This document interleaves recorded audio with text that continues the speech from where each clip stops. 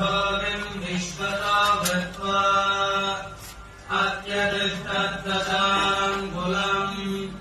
पुरुषेशैकगुम् सर्वम् यद्भूतम् यच्च भव्यम् यदन्नेनातिरोहति एतावानस्य महिमा अतोऽध्यायामिश्च पूरुषः पादोऽस्य विश्वभूतानि त्रिपादस्यामृतम् दिवि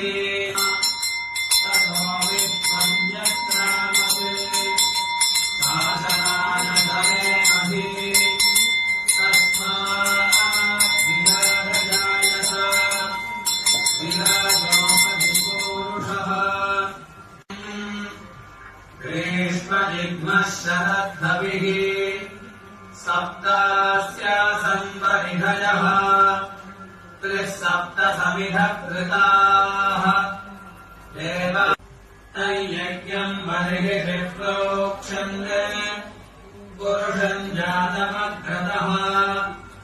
तेन देवा अयजन्त साध्या ऋषयश्च ये तस्मात्